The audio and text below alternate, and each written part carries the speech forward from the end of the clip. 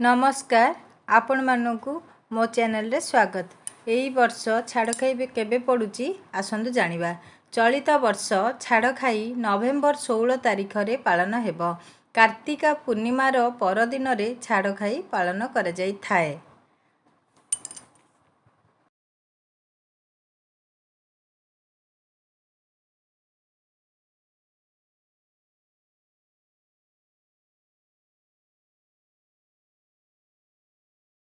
एही छाड़खाई केवल जेउ माने कार्तिक मासरे व्रत रखिचंदी, पंचुकरे जेउ माने व्रत रखिचंदी एवं बालुका पूजा करिचंदी सेई माने पालन करिवे।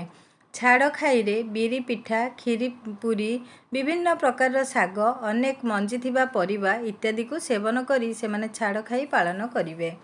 जेहेतु व्रत समय रे कौनसी बासी खाद्य खाइबाकू बारण रही थाए, तेणु एही छाड़खाई रे समस्ते बासी पखाल, साग भजा, बड़ी चूरा व्रती माने छाड़खाई रो मजा नहीं थांती।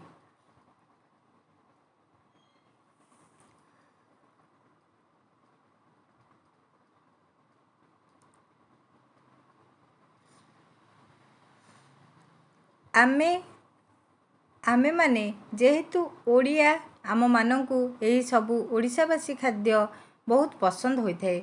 छाड़खाईर अर्थ केवल आमिष खाइबा नुहे। एही दिनटी आमिष खाइबा पई बिल्कुल उपयुक्त नुहे।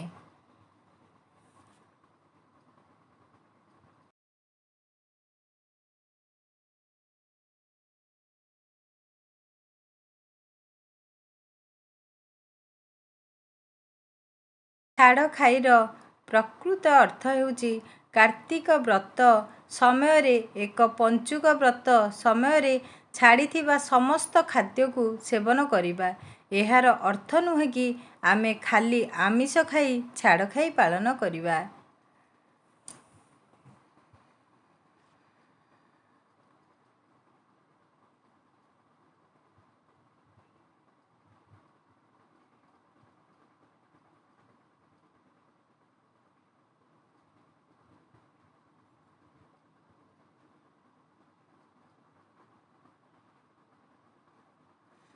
कार्तिक मास व्रतरे अथवा पंचुकरे आमे जेउ सबु जिनिस खाई नथांदी, जेमिति कि कलम साग, पिता साग, मसूर डाली, बिरी, पोई, पानी कखारु, पोड़ा खाद्य इत्यादि को आमे छाड़खाई रे एही सबु जिनिस खाइबा उचित।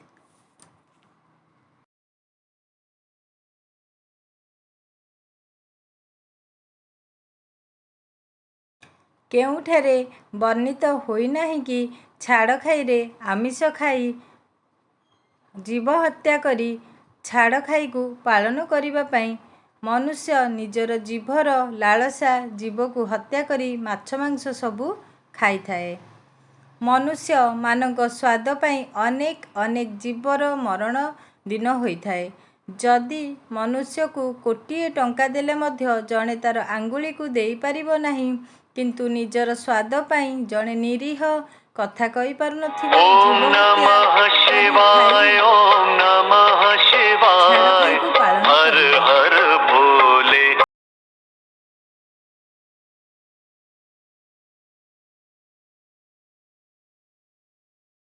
ए सबु ठीक नुहे। एही छाड़खाई हेउची एक सुंदर दिन, सुंदर पर्व। एही दिन समस्ते ओडिया मानकर प्रिय घरोई देसी खाद्य रोषेई करी खाइबा उचित।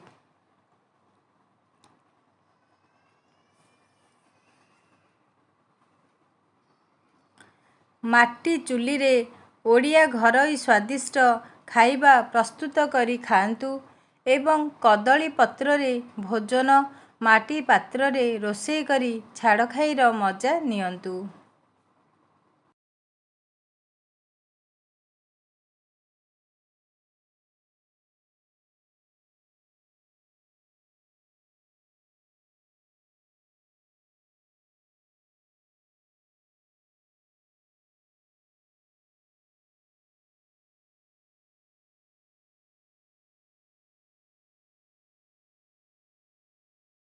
एवं एही छाड़खाई रे समस्ते पिठा କ୍ଷୀରି, ଖେଚୁଡ଼ି, ତରକାରୀ, ପଖାଳ ଭାତ, ବଢ଼ିଚୁରା, ଶାଗ ଭଜା, ବାଇଗଣ ଭର୍ତ୍ତା ଇତ୍ୟାଦି କରି ଖାଆନ୍ତୁ ଏବଂ ଏହି ପର୍ବର ଆନନ୍ଦ ନିଅନ୍ତୁ।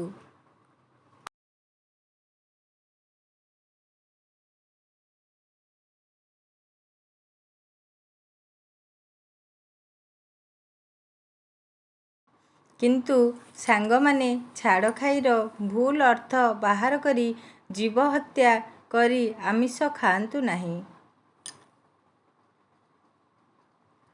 ଓଡ଼ିଆ ଛାଡ଼ଖାଇ ଆଶା କରୁଛି ଆପଣମାନଙ୍କୁ ଭିଡ଼ିଓଟି ବହୁତ ଭଲ ଲାଗିଥିବ। ଯଦି ଭିଡ଼ିଓଟି ଭଲ ଲାଗିଥାଏ ତାହେଲେ ଭିଡ଼ିଓକୁ ଗୋଟିଏ ଛୋଟିଆ ଲାଇକ୍ କରନ୍ତୁ, ସେୟାର କରନ୍ତୁ, କମେଣ୍ଟ କରନ୍ତୁ। ଆପଣଙ୍କ ପ୍ରିୟଜନ ସାଙ୍ଗସାଥି ସମସ୍ତଙ୍କୁ ସେୟାର ମଧ୍ୟ କରନ୍ତୁ। ଆଜି ପାଇଁ ରହୁଛି, ନମସ୍କାର। ପୁଣି ଦେଖାହେବ, ପୁଣି ଗୋଟେ ନୂଆ ଭିଡ଼ିଓ ନେଇ ଆସିବି ଆପଣମାନଙ୍କ ସହିତ। ରହିଲି, ଜୟ ଜଗନ୍ନାଥ।